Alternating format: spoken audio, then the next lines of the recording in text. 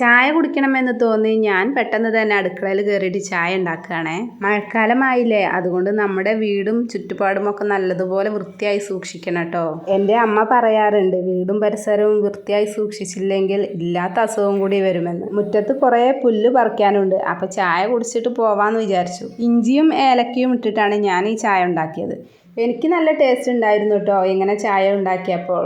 ചിലർക്കൊന്നും ഇങ്ങനത്തെ ടേസ്റ്റ് ഇഷ്ടാവില്ല. എന്നാൽ പിന്നെ പുല്ല് പറിക്കാൻ പോയാലോ?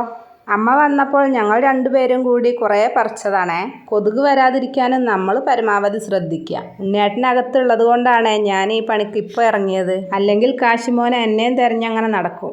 അവൻ കരയുന്നുണ്ട് എന്ന് പറഞ്ഞിട്ട് ഉണ്ണിയേട്ടൻ എന്നെ വിളിക്കുന്നുണ്ട് അകത്തുനിന്ന്. ഏതായാലും ഇന്ന് ഇത്രയും മതി, ബാക്കി നാളെ ചെയ്യാമെന്ന് വിചാരിച്ചു. ഞാൻ അകത്തേക്ക് വന്നപ്പോൾ അച്ഛനും മോനും ഇതാണ് കേട്ടോ പണി. അവൻ്റെ അച്ഛൻ സ്ക്രോൾ ചെയ്യുന്നത് പോലെ അവനും സ്ക്രോൾ ചെയ്യണേ. പറഞ്ഞതുപോലെ എല്ലാവരും വീടും പരിസരവും വൃത്തിയായി സൂക്ഷിക്കുക കേട്ടോ. അപ്പോൾ ഇന്നത്തെ വീഡിയോ ഇത്രയേ ഉള്ളൂ. വീഡിയോ ഇഷ്ടമായെങ്കിൽ സബ്സ്ക്രൈബ് ചെയ്യാനും ലൈക്ക് ചെയ്യാനും ഷെയർ ചെയ്യാനും മറക്കല്ലേ.